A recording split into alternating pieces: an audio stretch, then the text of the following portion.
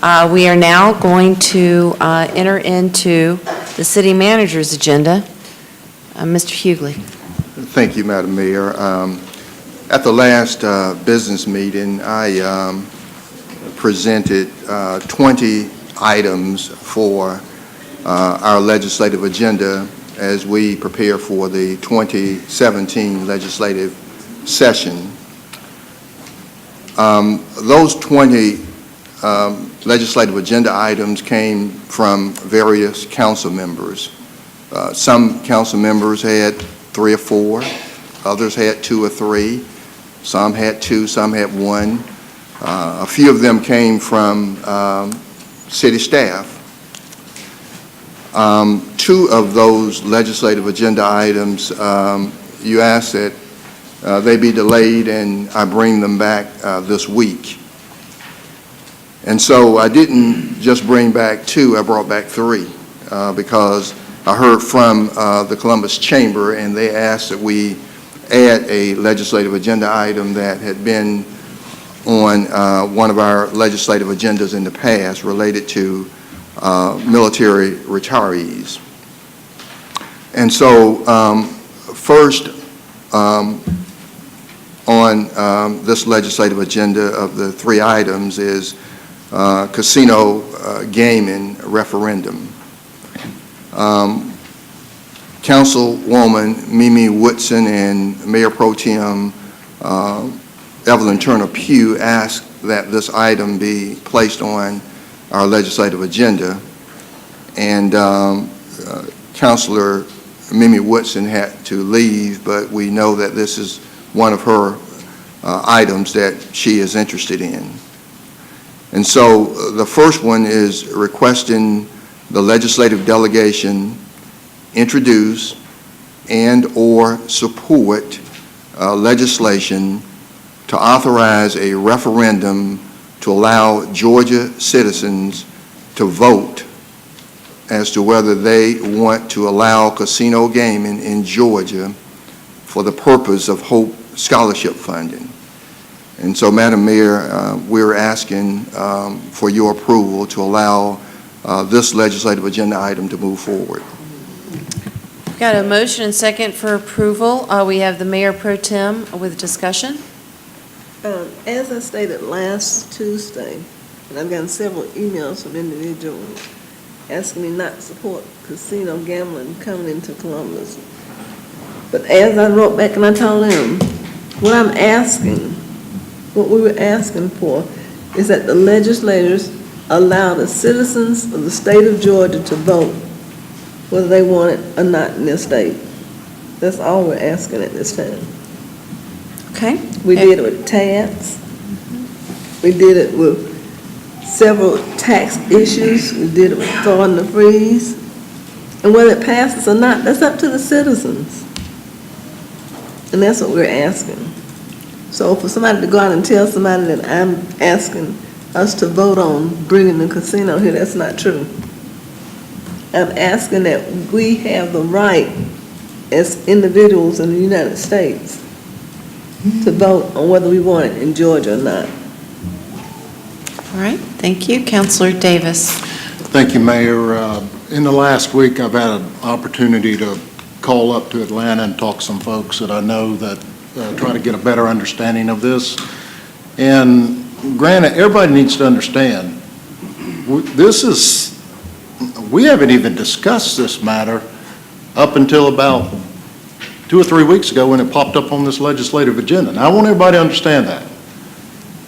I think last week I stated that I'm not endorsing a matter or taking a position on a matter at such an early stage. And I'm in the development business, and everybody knows that you got to go through phases. You got to go through steps to get to the final development or your final goal. Right now, I still think it's a little early. I think it's a little premature, and I keep asking the question, why do you need me today? Why are you asking me today to endorse this?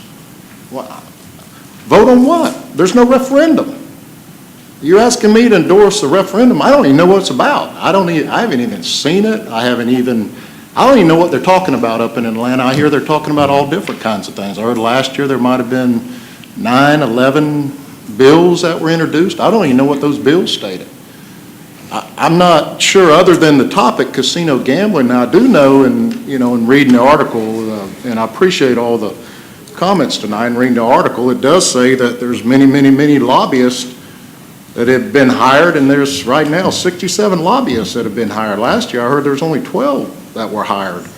So I'm not sure the message that we're trying to communicate here, but look, we have state representatives that are elected officials, and that's their job, is to do the business up in Atlanta. And you don't need my endorsement. You just need to go to those guys and ask them to work in Atlanta. That's where it's all going to happen. It's not going to happen here. And then let them bring it back to us so we can see what it is, and then we can have that conversation. I want to participate. I mean, I want to have that conversation, but I haven't even had a chance until recently. My constituents, when they call, this week people called, and I said, I can't tell you what it is. And so there's a lot of suspicion, a lot of just trying to understand and grasp and try to figure out what we're talking about. So I think there's still a lot of work in Atlanta to be done, and I'm not sure what my place is in this, because there's not. I mean, I don't want people to think that there's going to be a vote coming up here soon. There's not. Unless somebody knows something I don't know. I don't even know Columbus is going to get them a casino. I don't even know what kind of casino. I don't even know. I have no understanding of this at all. I don't think anybody does. So at the end of the day, I mean, as you go through the process, in finality, what is it going to look like? What is it going to be? So I think the city, in my position from this standpoint, I think it's a little premature for me to endorse this matter, because it is a major issue. There's pros and cons. You can look at it in many different directions. And we got historical data and analysis and data. There's all kinds floating around out there. But I think that one thing that we all have to be on the same page and have that conversation and participate. Allow everybody to participate. Allow everybody to have a voice. And I don't know if we've done that yet. I don't even know from a city standpoint we haven't even discussed this matter. So, and I will never stand in the way of somebody's right to vote, but I think at this point that it's a little premature in understanding, and I would like to receive more input. I would like more input to come from Atlanta. I would like our state legislatures to come here and tell us what's going on and what this is about and what's going to happen this coming year and what's going to happen in the next year. I want to understand that. I think we all need to understand that. So I think, in my remarks, again, I'll say I'm not taking a position on this at this point, but I think it's a little premature, and I do question if it's why I'm telling the state legislature to craft something that I have no clue what it's all about. All right, we have Councilor Garrett.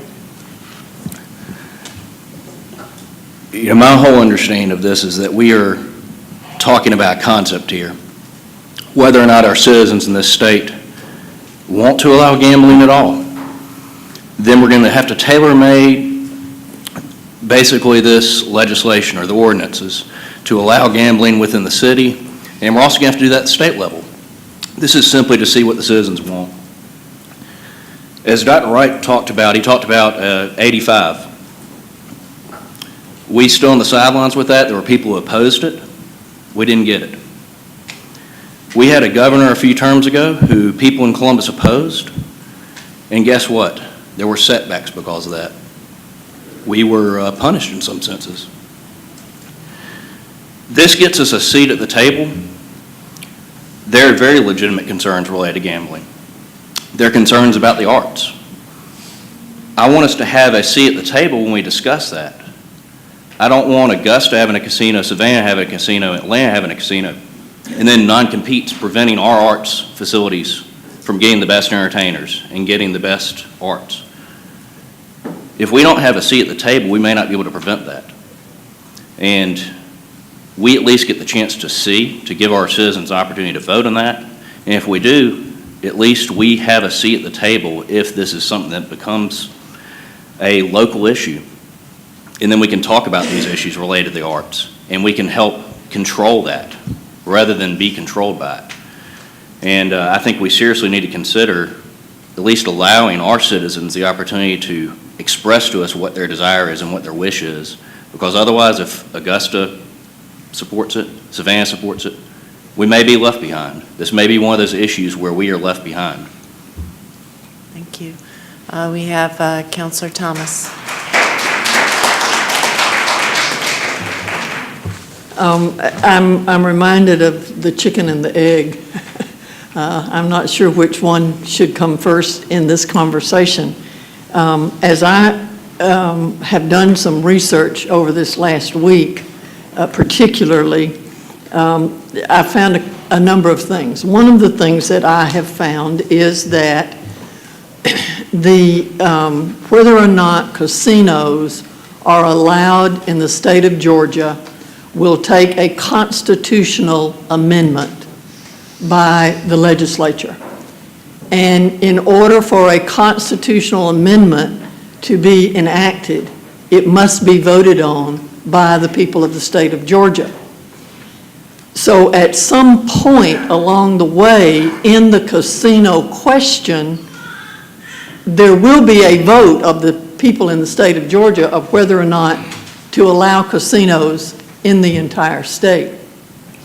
The second piece that I have found this last week is there were, I think it was 11 different pieces of legislation in the House and the Senate last year, in the last session, dealing with casinos in some way or another. At least 2 of them were study committees to study the issue of casinos and see what's there. The others, there was one that was 70 pages long, and I will tell you that I read a good bit of those 70 pages. And it was very detailed in what would be allowed and what would not be allowed.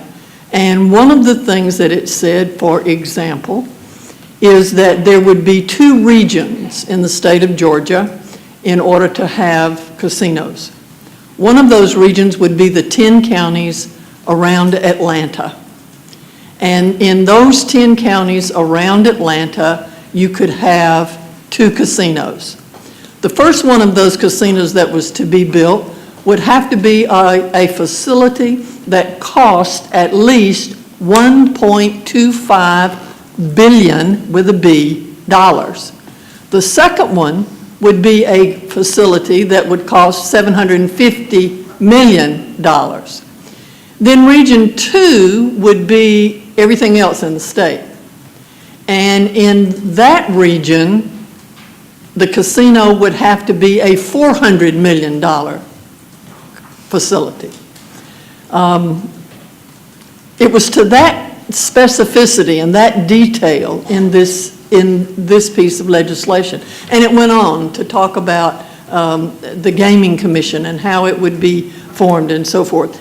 And all of that particular piece of legislation, the cities, the municipalities, had little or no say-so in what went on with the casinos. It did not provide for a vote of the folks in that municipality.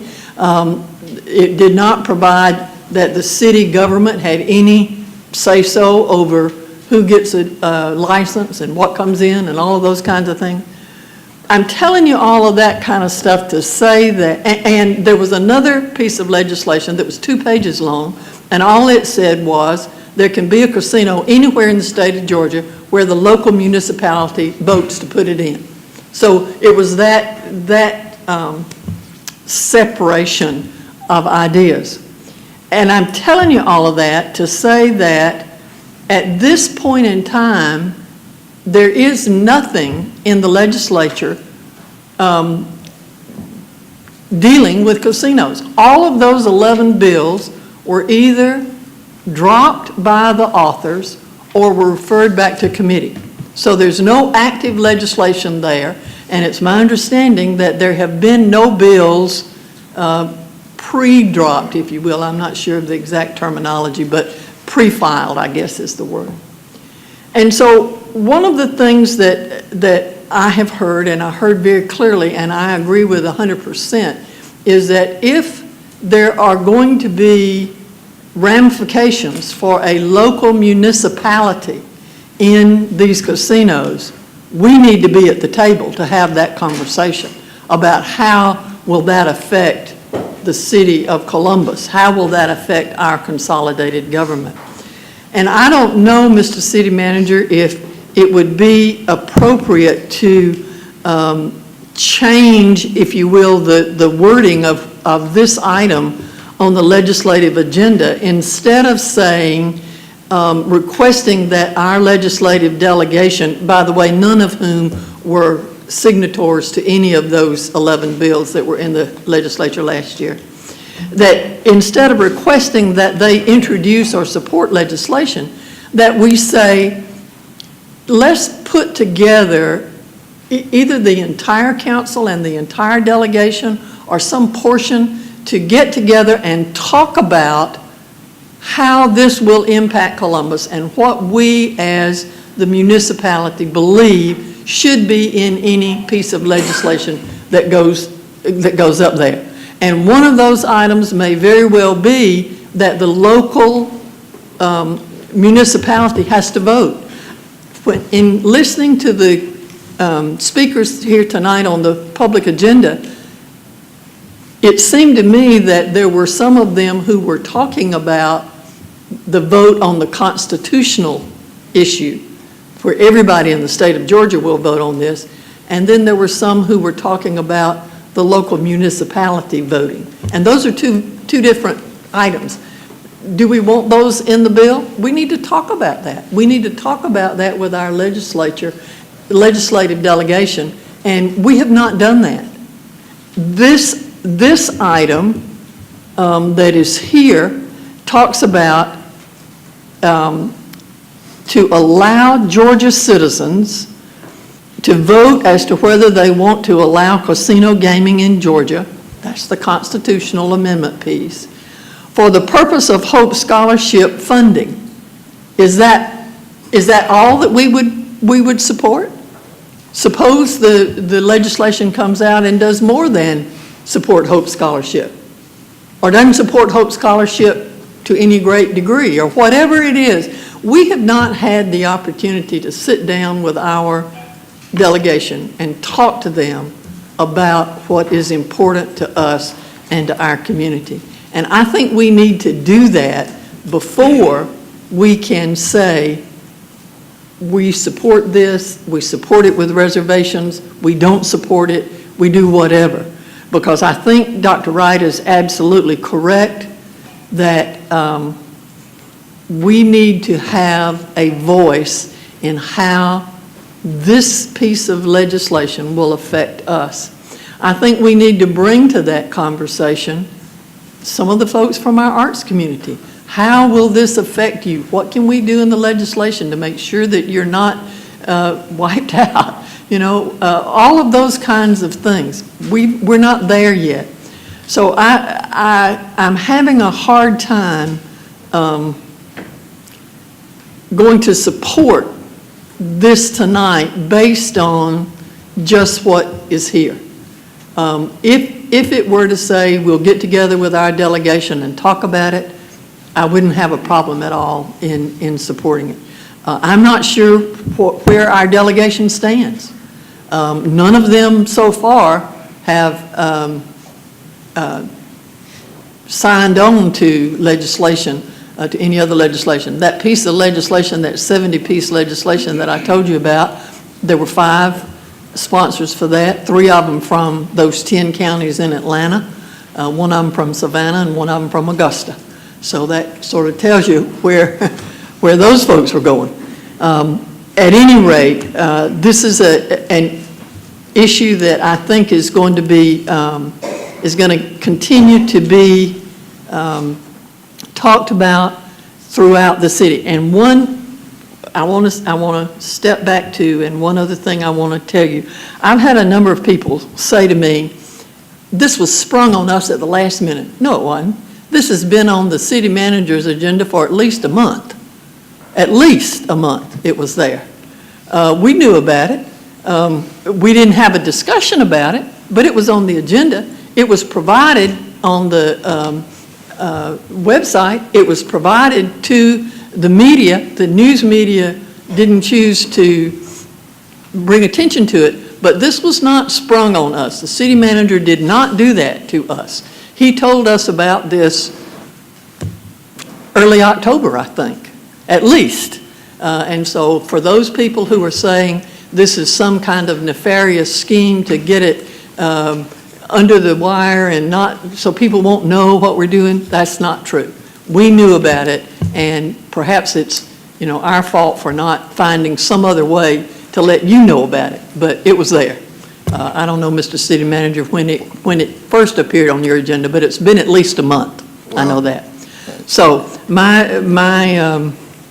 I guess my end comment is let's make haste slowly on this piece of business. And Madam Mayor, may I just respond to the city manager? I mean, it's obviously always the city manager.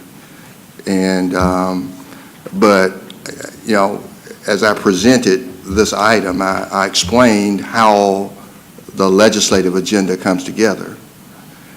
If anyone has a problem with casino gaming being on the referendum, don't blame the city manager this time, blame the sponsors. And that would be Mayor Pro Tem Evelyn Turner Pugh and Councilwoman Mimi Woodson. And so what we've said throughout the process, and I don't mean that literally, but as we've said throughout this process, we've had referrals from council members dating back a year.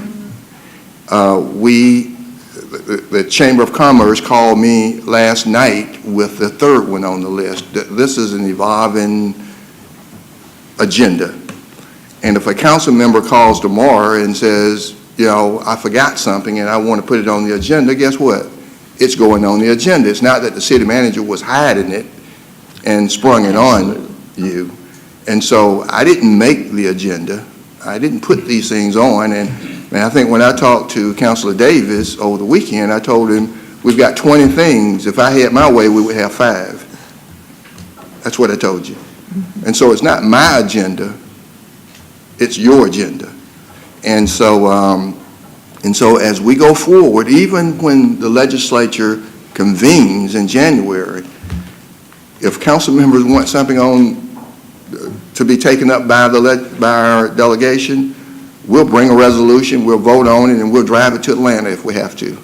And so that's how the legislative agenda comes together, not that I put it. I decided that we were going to have 20, 21, 22 items. And so I just wanted to make that clear. It's not the city manager.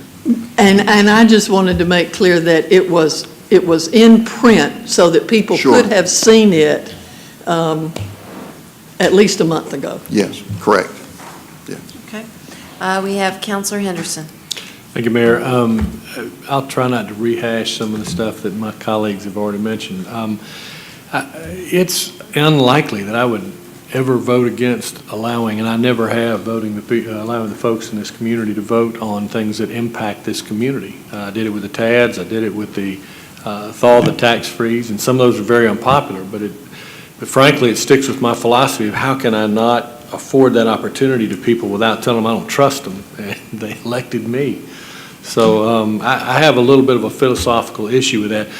This is a little different, and it's not that I don't want to vote to give the ability to vote on this to the citizens. I'm still unclear, though, about some of the mechanics, and that falls at my feet. I didn't take the right initiatives this past week to try to get some of the answers to a few of the questions that still linger. One that I haven't heard mentioned here, but that I just want somebody to answer me, whether it's from our delegation or whoever has the knowledge to be able to answer it. If it goes to a referendum statewide, and if it passes, and Muskogee County, it does not pass in Muskogee County, conceivably, could there still be gaming in Muskogee County? Because the point of giving them a voice is to be able to have some direction here in the community that they live. So that's one of the questions. There's some other questions. If the concerns from the arts community, and I haven't had a chance to sit down with Mr. Pierce or some of the other folks involved in the arts community, if some of those concerns are, I guess they're, I won't say exaggerated because that makes it sound like you're making stuff up, but if they turned out to be inflated, then I want some assurance that there's some data to back up some of the concerns that they've shared, or to refute those concerns. So I get back to one common theme, I think, and that is that I feel like this is going quicker than maybe it needs to. We have time, in my mind, to get answers to these questions and still send this back up to our legislative delegation if it's something that we determine needs to be done. I can't vote for it right now simply because some of those questions are still unanswered. Now, if I get answers to those, I may call for reconsideration, even if it sits there by itself and I'm the only one trying to bring it back up. But I just still have some questions about the details of how this would all fall out once it gets to the state referendum.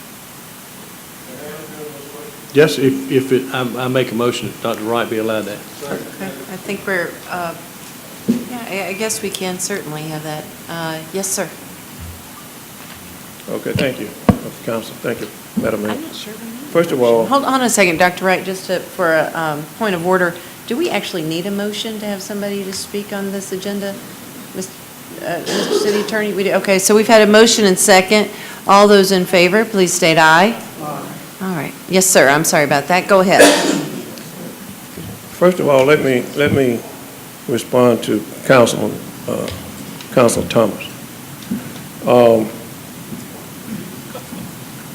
I'm not sure this is going to be the first time we have endorsed something, because you know how legislation is. Legislation has to be worked, okay? And all we're asking for is to give the citizens a right to vote on the constitutional amendment. Now, there's a lot of, fortunately, we have Calvin Smyre up there who's on the committee.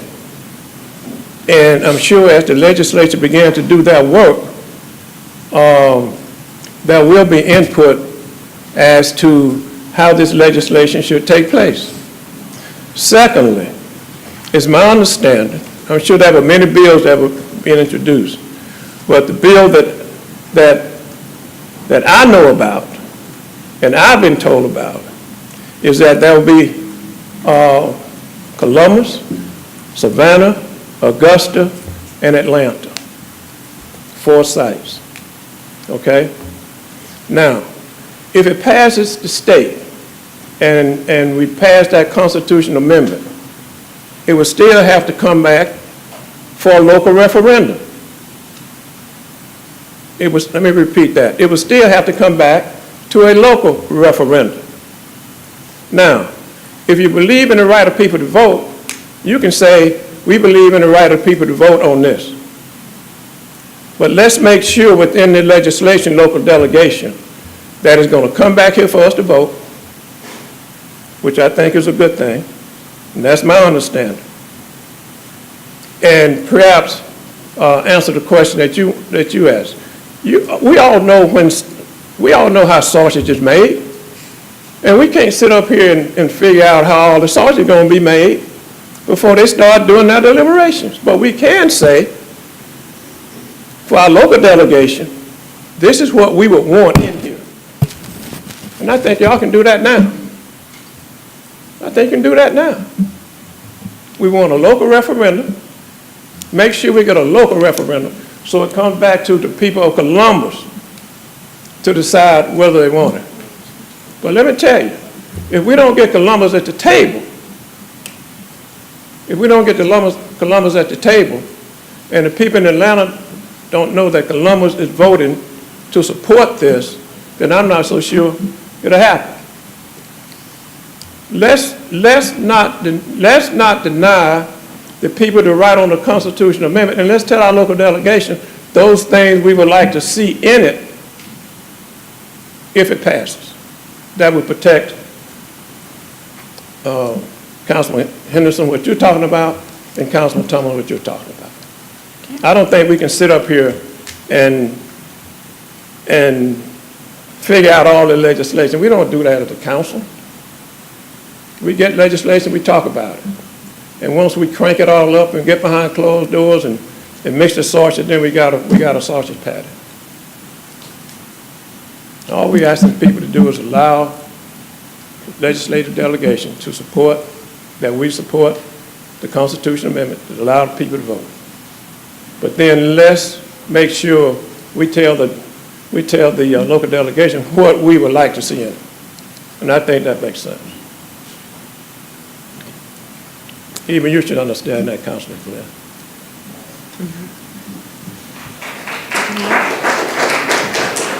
All right, Counselor Davis.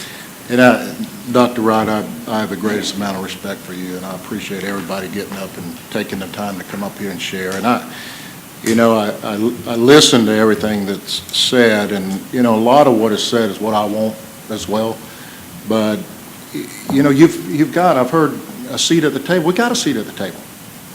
We got the people there. We've got state elected representatives that's what they're doing. This is a state matter. But I just heard that if we don't endorse it, then it may not happen, but I think I got to have some confidence in my state legislators. We got somebody on the committee, and we got people who are up there who, can make things happen. And,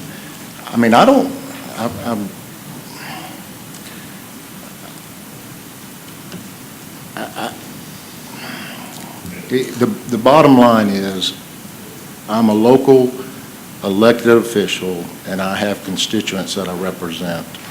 And as Councilor Thomas said, we've only known about this for about a month. Up until the day, I just started hearing from people yesterday and today. I heard from people today, and I'm not going to tell you what the comments were, because there was an article in the paper, people started reading it. I think what I'm saying is that when I say premature and endorsing a matter, I got to have this conversation with my constituents. I got to have this conversation here in Columbus, because I get the feeling that I'm being asked to endorse a matter to basically tell people that I'm totally support of them working out casino gambling, whatever it may be. And that's not my position right now. I've heard a lot of comments tonight that tell me that this is not next year or the following year. It could be 3, 4, 5 years from now. So what's the rush? But Madam Mayor, if there's anybody else that would like, well, we've got members from the arts community here. If they would like to express their concerns, I think it's appropriate to allow them to comment on it if anybody would like to comment on it. Okay. I'll accept that in a form of a motion to open it up for public discussion. And we've got a second. All those in favor, please state aye. All right. And if there's anyone who would like to speak about the referendum at hand, which basically is an item on our 2017 legislative agenda. The vote would be to have council request of our local legislative delegation to introduce or to support legislation to authorize a referendum to allow Georgia citizens to vote as to whether they want to allow casino gambling in Georgia for the purpose of the Hope Scholarship. That's what's on the table. Mayor Pro Tem? Also, I think it should be limited to whether or not we should have a vote, not whether or not we should have casino gambling. Okay. All right. Fair enough. This is fairly extraordinary for us, so we hope everybody that comes forward will understand that to keep your comments short and to the point, though important, and I think, Norm, were you going to come up? Okay. I'm Norm Easterbrook. I'm Director of River Center. I live at 1347 Eberhard Avenue here in Columbus, 31906. Thank you all for the opportunity to speak to you, Mayor and City Manager. Appreciate it a great deal. You all have heard from me on the issue, and I want to make it very clear that I'm here together with others. I'm not alone in this. Alan Vella from the Fox Theater is here with us as well, representing a state coalition that has been looking at this since January of this year, since last legislative session. We've met with members of our delegation and expressed to them concerns, not an objection to gambling, but concerns that we have on what would happen to our existing markets and our existing economies should a casino be introduced. I think it's really important that we have the exchange of information. We are certainly not saying the citizens do not have a right to vote. Some of that conversation started just outside the doorway today. Katanga and I will be speaking November 30th at the Loft and have a conversation about this. And that's what's really important, is the conversation. Yesterday, we were able to commission with the Butler Institute for them to do an economic study of comparing communities and other scenarios that have happened around the country that have introduced casino gaming into the local market, so that we have some real data to work on, because I certainly don't want to sound like Chicken Little. It's getting a little bit old to present anecdotal information all the time. We need some empirical data to present as well. So, I agree with everything that has been said, but I think we need to move into this with our eyes wide open and understand that in some communities, casinos have in fact done a great deal of damage, and in other communities, they've been successful. Today, as we research this, and we're open to hearing all kinds of data, but in Springfield, Massachusetts, they started construction in November a year ago on a casino structure that actually embraces their local museum, embraces their local performing arts center, and it is treated more as a tourist attraction, capitalizing on all of the other amenities that are in the area. And I think that's the healthy conversation we need to have, and I think it is important to inform our legislative delegation of the pitfalls that we might be facing, as well as the advantages that we might see with a casino in our economy. Thank you so much for the opportunity to speak with you, and I look forward to the dialogue. Okay. We have Councilor Allen. After hearing all the discussion, I tried to craft an amendment to this for council's consideration. Let me qualify that by saying I am not an attorney and I am not very good at this, so I would appreciate any support or advice on this. What I offer is the Columbus Consolidated Government is requesting legislative delegation support legislation to authorize a state referendum to allow Georgia citizens to vote, and a local referendum in Columbus, Georgia, as to whether they want to allow casino gaming in Georgia for the purpose of the Hope Scholarship funding. Does anybody hear anything that needs to be tweaked? Okay. Councilor Henderson? No, I agree. I think that's good. I think, I'm not sure about your intent. I would love to see it say that the local referendum would be to determine whether or not the gaming a facility would be allowed in Muskogee County. So if we had a statewide referendum on gaming and it passed, we could get a seat at the table, as Dr. Wright had so adamantly made sure that we need to be there. But it also allows, I think, us an opportunity to, after that passes, for this dialogue to take place, and the empirical data that was mentioned to be gathered and discussed before there's a local referendum on placing a gaming facility in Muskogee County. And it would, by necessity, slow down the process, because if the statewide referendum were held and it passed, then we would not have a special election. It would be of some period of time before we could have the local referendum on placing one in Muskogee County. Would you have any objections to? No, sir. I welcome that. And I'll leave that up to the city attorney as to how to interject that in there. Mr. Fay, you're on. Can you repeat that? I probably can't, to be honest. You want me to read this again? Before that, Okay, all right, Clifton I'm wants to. trying to encapsulate everything that you've said. The first sentence needs to be changed if you're going to make these amendments to say, we hereby respectfully request the local legislative delegation of the Georgia General Assembly introduce or support legislation to authorize a statewide referendum for a constitutional amendment to allow Georgia citizens to vote as to whether casino gaming should be allowed in Georgia for the purpose of Hope Scholarship funding. Further, if any such constitutional amendment is adopted, this council requests a local referendum be established for approval of any such casino gaming in Muskogee County. Because, as Dr. Wright noted, you're going to have a statewide vote on a constitutional amendment if you have anything first. That's a statewide vote to change the Constitution to allow casino gaming. Then you may have local legislation or statewide legislation to allow a referendum in Muskogee or other counties. So, Well, I think that's the concern that some of us have around the table, is that some of the legislation that was introduced either limited the casino to Atlanta, limited it to Atlanta and Savannah, and then another piece included other communities.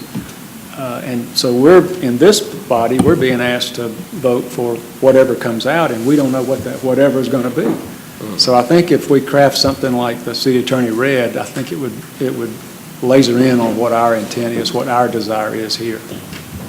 and normally any constitutional amendment, you're 2 years out because it's going to be in a general election year of some sort. And then you're another year out at least for some local legislation, local referendum normally. So that's, you've got a timetable that's going to have to be met, but you're looking at quite a period of time, I would say at least 2 years, before a vote on a statewide amendment.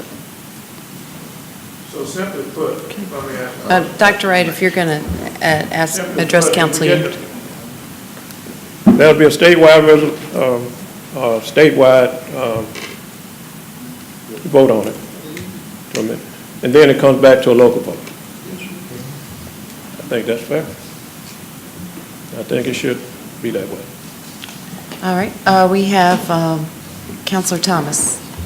I'm wondering if, instead of saying in the furthermore piece, you limited to Muskogee County, if we said that for any municipality, it has to come back. That way, it would come back if it were in Columbus, or it would come back, the people in Savannah would vote in, if it were going to Savannah or whatever. And I'm saying that because I did read all of those other pieces of legislation, and some of them said local referendums, some of them did not say local referendums, and I think that's what we're after, is that no matter where it is in the state, the people ought to be able to vote on it. And so I'm wondering if, instead of saying Muskogee County, Mr. City Attorney, if we could say... Well, we could say Muskogee County or any such affected or any similarly situated county in the state. I want our delegation to know that we're supporting any local entity, a municipality, the right to vote on whether or not it comes into their area. I just hate to see us limit it just to Muskogee County. Okay, we have Counselor Huff. If we do this tonight, is everybody comfortable at the table?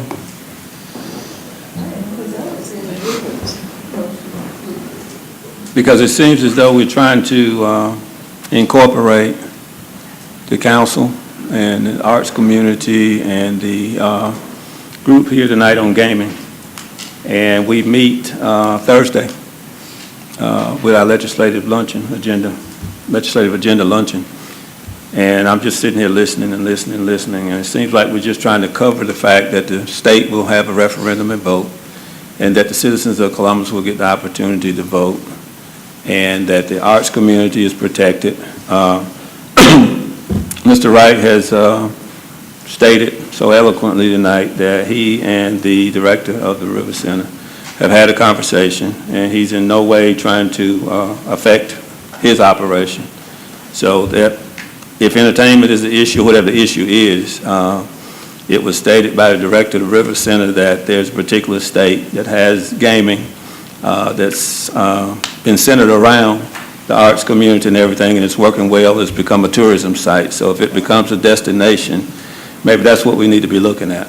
And we can kind of have it as a destination of tourism point for us and incorporate the community and get the community behind it.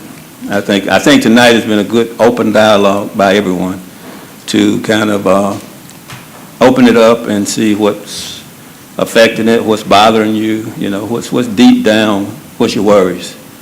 And I see some heads nodding. And so hopefully, if there's anything else here tonight, I'm sure we'll hear about it. But I'm feeling more comfortable now that it seems like everyone's being included. Thank you. All right, we have Councilor Henderson. Thank you, Mayor. I understand completely what Councilor Thomas is attempting to do, and I respect that. I don't think that's a good idea, and here's why. I think that if we are going to try to place into a statewide referendum, and in the way this is written, and we're going to create requirements for other communities, if those communities decided to push back, they didn't want those. My fear is they'd strike down the whole thing, and that wipes our local referendum out as well. And to quote a former mayor, I'm trying not to succumb to the parade of horribles, but I just think that if it's important to those other communities, they will put something similar in there. And I think that if we state it from Muskogee County, then they'll know that whether this goes or not, that we would like that for our community, and it can't be impacted by lobbying from other municipalities. That's my concern. Okay. All right, well, it looks like we have concluded discussion. Either Madam Clerk or Mr. City Attorney, where are we? Do we have a motion to amend on the table? Okay, all right, we've had... I propose some language. Go ahead, yes, go ahead. So I propose some language for consideration, and I think we've crafted it down to a point where there's a motion needed and a discussion at that point, right? Mm-hmm. So I move the legislative agenda item be amended as City Attorney had read. Okay. It's a motion, and the Mayor Pro Tem has seconded it, and we have Councilor Davis to the motion. Oh, wait, hold on a second, Councilor. The version that I was referring to was the first version. I'm afraid if we start, as Councilor Henderson said, if we start meddling with it, we need to let the legislative body do their work. I mean, once we send ours up there, they'll figure it out. We don't want to get in the way of sausage being made, right?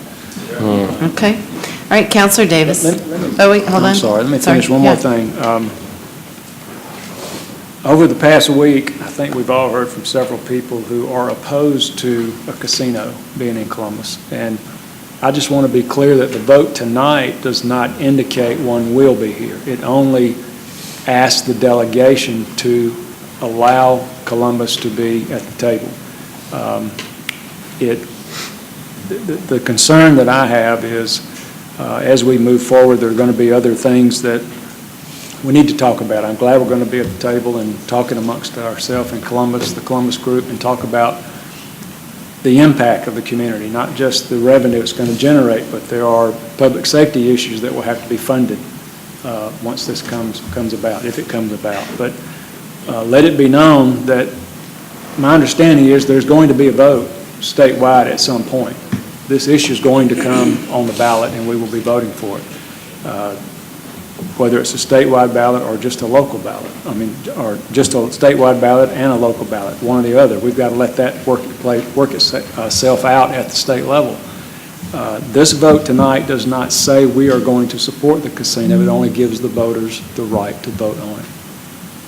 Thank you, Mayor. All right, let's see, we had Councilor Davis. Mayor, just to piggyback off of Councilor Huff, I'm just going to ask you, have you had an opportunity to talk to the chamber about it? Do they have a position on it? Is that to me? Oh, I know of no position. Mr. City Manager, have you heard from the chamber on this item? I have not talked to anyone directly at the chamber. Mayor, have you talked to anybody with Uptown? Does Uptown endorse it? I've talked to the chamber. I don't, it wasn't my proposed item, so I haven't done any work on it. I don't know if the Mayor Pro Tem, has. Have you talked to the post commander out of Fort Benning? Sir, I haven't spoken with anybody about it. I don't know if the Mayor Pro Tem or Councilor Woodson has, or if Mr. Wright has, Dr. Wright.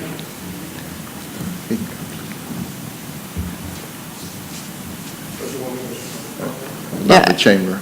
Yeah, have you spoken with the chamber or the commanding general or Uptown? No, we hadn't talked to the commanding general, hadn't talked to Uptown, or talked to the chamber. And the chamber is for economic development. Bottom line, and job creation. Now, I think what the council, what this body has come to, I think makes a lot of sense, and I think it protects what Councilor Thompson been saying, it protects the right of people even in Columbus to vote on whether they want it or not. Same thing that you were saying, Councilman Henderson. And I think that makes for a good resolution. I think that makes sense for everybody. You're not voting on gaming. You're voting on let the right people to vote on it. And if it passes the state, then we're going to have a local referendum. I think that's fair. All right, I think that concludes discussion. We have a motion to amend the proposed language on the legislative agenda. And so at this time, we'll take a vote on that. All those in favor of the amended language, please state aye. Are there any opposed? Okay, now, I believe that because it was amended in full, we do not have to take another vote, Mr. City Attorney, is that correct? It wasn't a substitute, I mean, I guess it was acted as a substitute Well, you've motion. amended it, I would take a vote on the final measure Okay. as complete. All right, it probably should have been treated as a substitute motion, but nevertheless, all right, we've now amended it, so let's take if we can get a motion to approve it as amended. Okay, is there a second? All right, all those in favor, please state aye.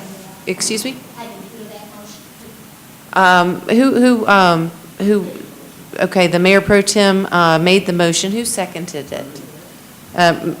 Counselor Barnes? Okay.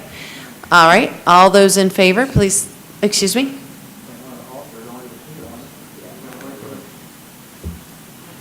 Okay, we can postpone it.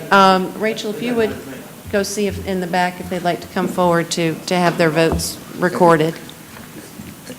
Counselor Allen particularly, since it's his amended motion, he probably thought it carried a moment ago.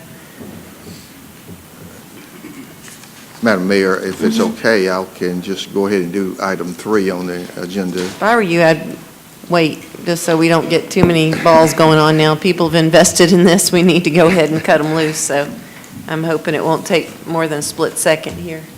Everybody's patience. All right. All right, sorry about that. We're going to get a break in just a minute. Okay, we have a motion and a second to actually approve the amended language. We had to take one more step, so that's where we are. All those in favor, please state aye. Are there any opposed? Okay, let's take a vote then, if you would. All those in favor? 1, 2, 3, 4, 5, 6, 7, and opposed is 2. All right, and the item does carry. Okay. All right, yes, sir. Thank you, Madam Mayor. I'm going to move on to item 2, law Okay. enforcement issues. Thank you all. Yes, sir. We are requesting the delegation to introduce general legislation at the next session on one or more of the recommendations. Require all law enforcement agencies within the state of Georgia to meet best practices of the Commission on Accreditation for Law Enforcement Agencies. Require any future fatal officer-involved shooting within the state of Georgia to be investigated by the GBI. Require any further fatal officer-involved shooting within the state of Georgia to be reviewed and/or prosecuted by a district attorney outside the jurisdiction of the shooting. Require the compilation and maintenance of data on officer-involved shootings in all Georgia jurisdictions. Require all incident video footage of any officer-involved shooting to be subject to the Georgia Open Records Act, regardless of pending review or investigation, absent court order protection. And so, again, it's asking the delegation to introduce general legislation on one or more of these recommendations. Sure. Well, thank you. Let me speak very briefly to this, and then we can certainly open it up for council. As you all know, for the past several years, there's been a nationwide conversation related to policing and civic order, and it's a very important conversation. I've attended, I don't know, dozens of forums. And what's interesting is there seems to be some very real solutions, things that departments and law enforcement agencies are already doing. Not all of them, but many of them. And they seem to be things that have very broad consensus as being best practices among law enforcement community, as well as those who are looking for more continuity in the law enforcement community. And the fact of the matter is I think everyone recognizes we're never going to have certainty. There is volatility on the streets and communities across this nation in the best of circumstances. You don't know how any particular engagement is going to come out. But what you can do is create a culture of professionalism. And many agencies across this nation have done just that. And by adopting a culture of professionalism, you narrow, perhaps,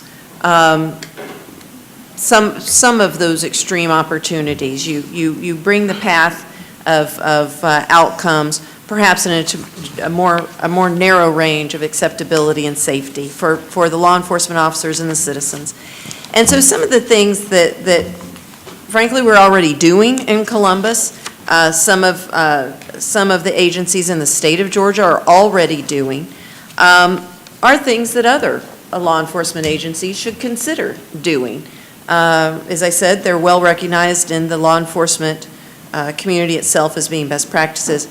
And so let me just run through these as the city manager said. The first is that our legislative body in Atlanta consider requiring all law enforcement agencies within the state to meet best practices as set out by CALEA. Now, that doesn't mean they have to be CALEA certified, because that has a fee. They can be self-audited, but they set those as principles, and they attempt to achieve them. And that has to do with hiring and training and self-governance, and there's all sorts of standards. So there's certainly a credo of best practices out there that's been signed off by the law enforcement profession, and why shouldn't all agencies strive to achieve them? Require any future fatal officer involved shooting within the state of Georgia be investigated by the Georgia Bureau of Investigation. We do this. We've heard meaning the Columbus Police Department does this already. We've heard in these communities across the nation that oftentimes the things that lead to people taking to the streets are that the citizens in an unfortunate circumstance didn't have faith that an independent body was reviewing the matter. It subjects the law enforcement agency to criticism, and certainly this state agency, the Georgia Bureau of Investigation, is in many instances already doing this. They do it, as I said, for Columbus, Georgia. They do it for other jurisdictions.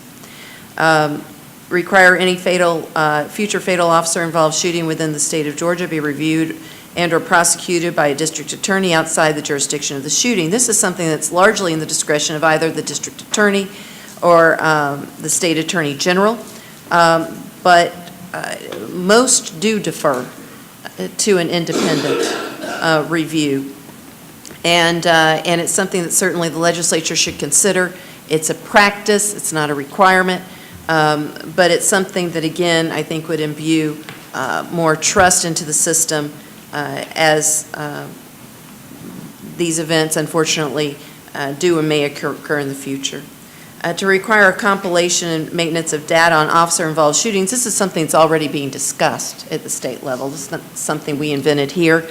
The Atlanta Journal-Constitution, the Georgia State Bar, many other agencies, the post-certification, as well as some other entities are already Georgia Bureau of Investigation, already looking at how they can have a systematic way of compiling and maintaining data so that we can answer questions. When citizens ask us, how many of this, how many of that, we know, and it takes away a question mark and the possibility of suspicion. Require all incident video footage of any officer-involved shooting be subject to the Georgia Open Records Act, regardless of a pending investigation, absent a court order. We saw riots in the streets of Charlotte because of this very thing. And certainly, if there is an ongoing investigation, orders are entered all the time, sometimes in the middle of the night, on an ex parte basis, and an appropriate ex parte basis, by requirements set out by state law when certain things need to be protected. So there's already systems in place for reviewing these kinds of things. These are certainly state issues. I've sat in hours and hours of forums and hearings where citizens appeal to us for these various types of things. This isn't in our jurisdiction. We can certainly adopt policies for our own law enforcement agency, the police department certainly, but not as to other things that happen around the state. That's outside our jurisdiction, but it certainly is within the jurisdiction and worthy of a conversation, state legislative arena. And the other thing is I think something that's really fascinating, probably the single most question we get at these forums, it comes from citizens having a mistrust of the judicial system in the instance of a review of an officer-involved shooting. And usually because there's not an indictment or not a jury verdict returned, and they feel, you all have heard, the system is rigged. Well, many times that outcome is because there are very particularized immunities on the books. And those immunities are there for a policy reason.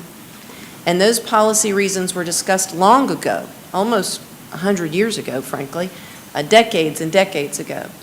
And perhaps we've forgotten. Maybe we need to have that conversation again. Why were those immunities put on the books? Do they still apply today? And what is the ramification of not having those immunities on the books? And I think it's something we take for granted, and we ask the citizens to accept on faith, but it's a very real conversation that people are concerned about, and I think it's one worth having as a state. So that's why it's there. Again, it's based on dozens of forums and innumerable hours of conversation with our citizens, certainly, and that's why it has been proposed. And with that, we'll hear from Councilor Thomas.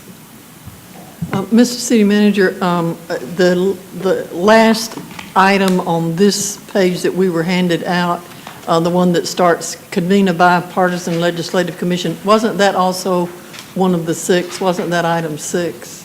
That's the one I addressed as item 6. I'm not sure why it was brought out separately, other than it's because it's a commission. It may just be a typo, but wasn't that item 6? I think it's a typo, yes. Yeah. So, Mayor, before I say something, do you want to speak to that one at all? Or? I did just speak to that one.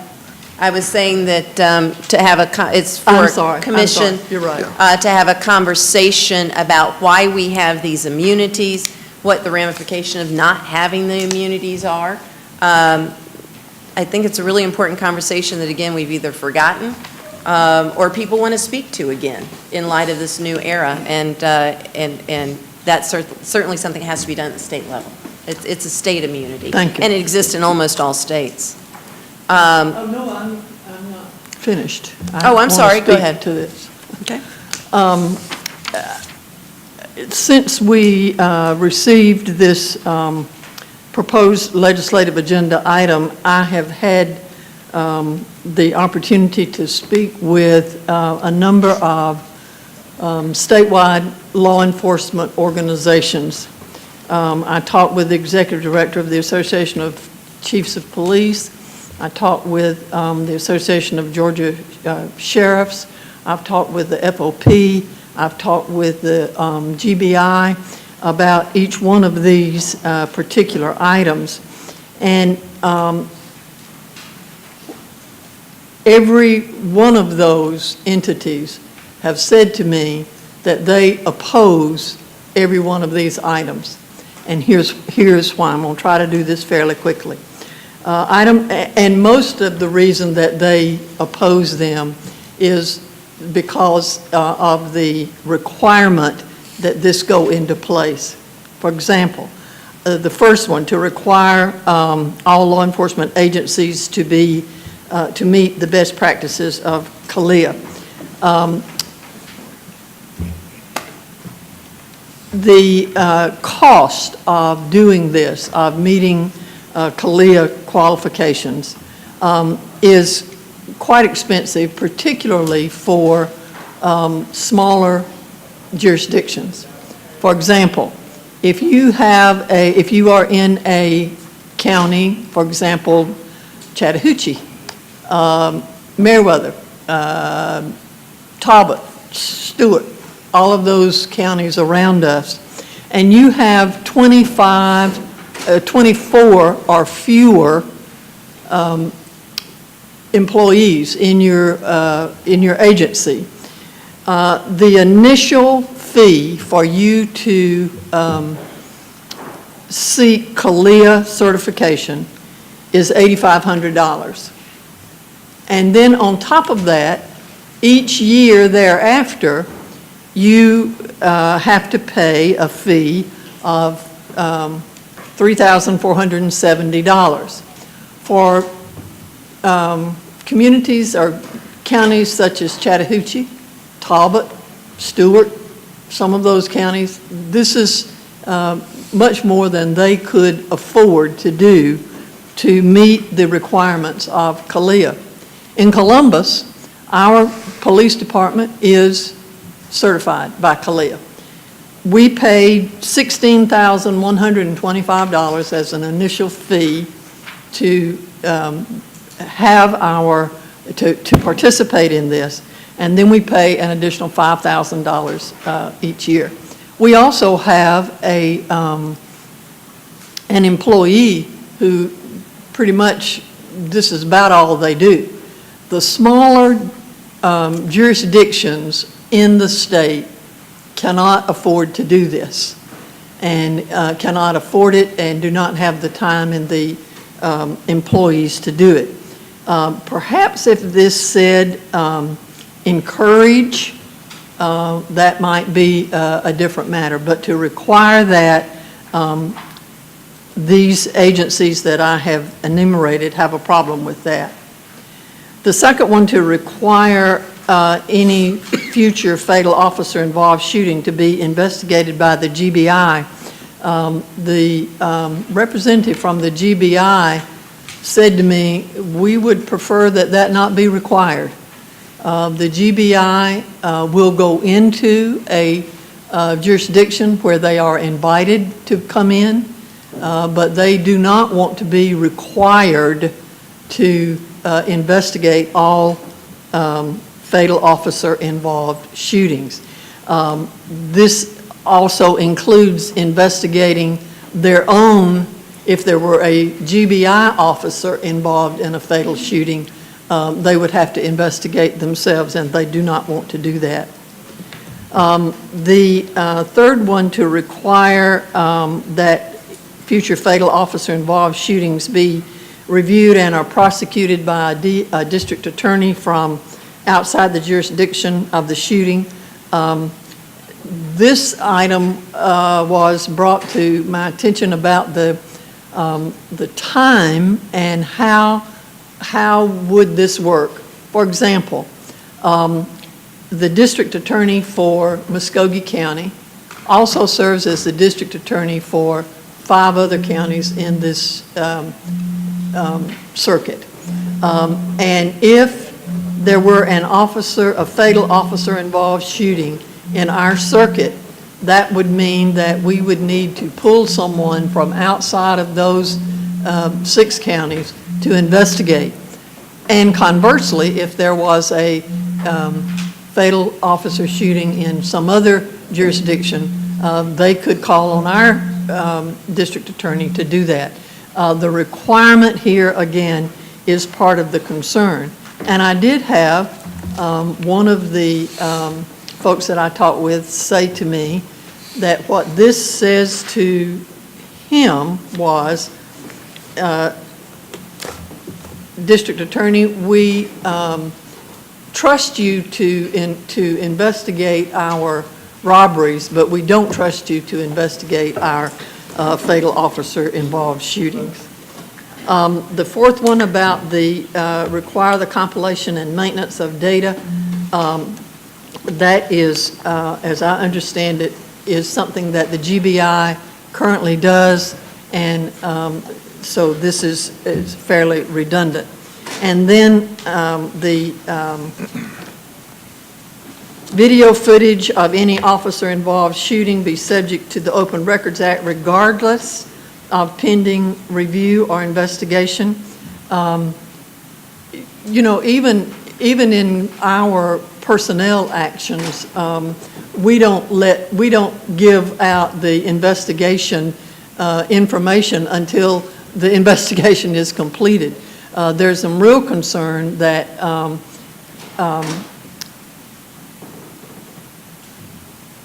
that agencies could be inundated, if you will, with requests for video footage with no before any decision has been made about what went on in that officer-involved shooting. And then the last one about the a bipartisan legislative commission to review and report on law enforcement immunity statutes in Georgia and the need for any legislative amendments. It's my understanding that there are no immunity statutes in Georgia except those limited if the officer involved in the shooting did this in the line of duty and correctly. There is some limited immunity, and I do not claim to be an expert in this topic or in any of these topics, as a matter of fact, but will tell you that, again, in my research with the law enforcement agencies across the state that represent all levels of law enforcement in the state, there were none of these that any of those agencies would endorse as being needed at this point in time, particularly those that require these kinds of things to be done and not where the local law enforcement agency does not have the authority to move ahead. And one of the things that I think we in Muskogee County and Columbus sometimes forget, we are so fortunate to be a consolidated government and to have our law enforcement cover the entire county and one city. But if you look at some of the other counties in the state of Georgia, there are 158 others, some of them very small. They have numerous cities in their county, and they cannot do the kinds of things that would be required for them to do under some of these items. So I think you've probably figured out by now that I'm speaking in opposition to having this as one of our legislative agenda items. Thank you. Okay. Let's see, and just to comment, yes, on the first one, certainly there is absolutely a cost to be CALIA certified, and so it doesn't say to be CALIA certified, but to just simply meet those best practices. As I said, when I was going through them, that certainly could be even through self-audit. And I would say to the cost, if you can give these fine men and women guns and badges, you can invest in their training. And invest in a system that protects them as well as the citizens. So, and I think that's what those standards do. And again, you don't have to be certified to aspire to and meet those standards. Let's see, we have Mayor Pro Tem. Hold on a second, it's not coming up. There we go. Were any of these issues passed through GMA or ACCG, Public Safety Committee? No, we went through just locally, through our police department, had them look at it, had Calvin and a few other folks look at them, and then also went through the NAACP to see if they were amenable to it at the state level. And again, this is just literally a list of things that have come up at forums that are very doable or otherwise being done. I mean, for instance, the district attorney thing, there's actually a process in place for that. So it wouldn't be invented, but certainly could be referred to GMA, so. I think it should, because it's going to affect every public safety. I said, I think it should be, because it'll affect every public safety office in the state. Sure. And I'm kind of surprised that those agencies would be against any of these changes. Yeah. I'm sorry, I didn't hear the last. I'm surprised that those agencies would be against any of these changes without offering something in this place, because I hear this all the time. I think that's a wonderful suggestion to refer it to GMA. I mean, if everybody's amenable to that. These are very real and very doable issues. A lot of agencies are doing this regardless of their size. And a lot of these processes are in place, they're just not being implemented. And they're certainly not being required, which is an issue for the legislative folks to weigh, not for us to decide. But this is just a proposal for a statewide legislative discussion. And I certainly have no problem recommending it to GMA and ACCG for their consideration, if that's To the acceptable. Public Safety Committee. So, yeah. And, all right, let's see. Well, since we have folks in queue, we can continue. Councilor Davis? Mayor, I'll be short. I think some of these are already being practiced in our state, and they're already being implemented by law enforcement agencies. There's about 3 on here that I'm not in agreement with, and I can't support it this time. So just let that be known. All right. And let's see, we have Councilor Henderson. Thank you, Mayor.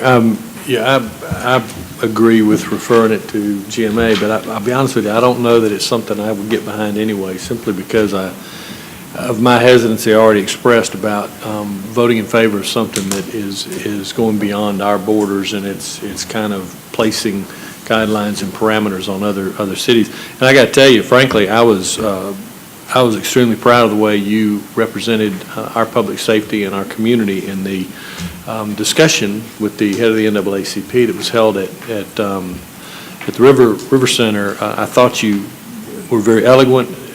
You really focused on the things that are important to me, and that is that we got a problem in the state, we got a problem around the country.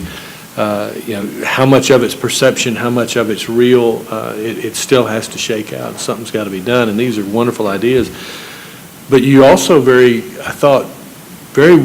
you laid out very well the fact that the training and the resources and the attitude and the initiatives and the efforts of the Muskogee County policing units, whether they be police department or sheriff or even marshal, we do most, if not all of this. And under your leadership as public safety director, I think we've focused even harder on these things. So I'll just very honestly, and I'm not saying I don't care about folks out in the state or the country. I just think that is a big discussion for a bigger group. And my role here around this table is to try to make sure we continue to have the best public safety department and the most open and transparent public safety department we can. And I think we do that. Under your leadership, I think it's been handled very well over the last several years. Thank you. All right, we have Councilor Barnes. Mayor, I'm in complete support of each one of these items here. The only one that I had a question about, being on the River Valley Regional Commission, I know there's a lot of counties that could not afford. So if we couldn't change that require to encourage rather than require. Because a lot of the counties, I mean, it's going to be like an unfunded mandate to them. And so we don't want to really put them in that type of a position. But if we put encourage, and it does place them in a position to aspire or to work towards. So I'm all for that. Also for the Mayor Pro Tem's position to place it in front of GMA and ACCG. But as far as the other items here, you see it all over. We've been blessed here in Columbus because we've been proactive in a lot of these measures. But I think that every last one of these items definitely need to be brought forward. You can see it on the news. I'm concerned. And so I am in 150% support of the other items. Item 1, if we can put encourage rather than require, only because of the financial constraints it would impose on some of the other law enforcement agencies in the counties. Okay. What's council's pleasure? I guess, do we want to take a vote, see if it passes or doesn't pass, and then if it doesn't pass, we can then send it to GMA? I mean, I guess we need a motion to pass it with the amendment of encourage, which I'm totally Yeah, we put fine. encourage rather than Sure. require. Okay. It's my motion. Okay, a motion, is there a second? Okay. There being no second, then it fails for a second, and what we'll do, I don't think we need any official action unless somebody from council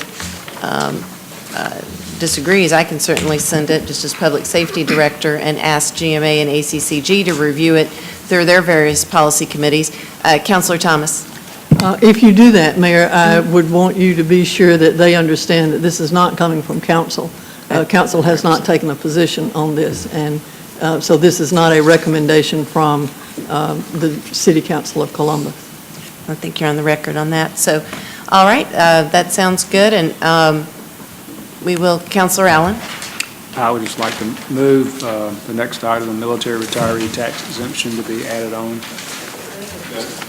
Okay, it's a motion, is that to pass it, sir? To pass it, yes. Okay, that's a motion that it be passed, and a second, and we have Councilor Baker. Thank you, Mayor, and I expect it to pass, and that's fine, but I just wanted to just make a quick comment, and obviously, being the son of a World War II veteran, I'm obviously not against the veterans, and Pops knows that. I was waiting for you to say something. I know you were. But Georgia, as it stands now in the tax code, has a very, very good standard retirement exemption, and it applies to both military and civilians as well. It's uniform, it's understandable, and this is simply trying to, and I understand, to sort of take one group and give them some preferential treatment, which in my mind just sort of complicates the tax code, and that's my position. It's not against veterans. Yeah, it's complication. And I know it's tailored to border towns, especially Columbus being next to Alabama. But keep in mind, Alabama just doesn't exempt military. They exempt some civil service pay. They exempt some school teacher pay. They exempt some peace officers' pay. So, peace officers won't get the exemption. They do in Alabama, but they won't here. It's just military. So anytime you go in and pull one group out for some special treatment when we have a good uniform system, It just causes me some concern, and that's the only reason that I'm not going to support it. And I've talked with the chamber people in the past. They know how I feel, and I know how they feel, so that's fine. Thank you. Okay. All right, we've got a motion, a second, no further discussion on this item. All those in favor, please state aye. Any opposed? One. Okay. You got it? Anyone else? Yeah, okay. Looks like we've got it. Counselor Davis, did you have something? Count it. Okay, let's see. So let's have Tiny take a quick vote. All those in favor of the military retiree state exemption, please raise your hand in the affirmative. 1, 2, 3, 4, 5, 6, 7, 8. All right, and all those in opposition? All right.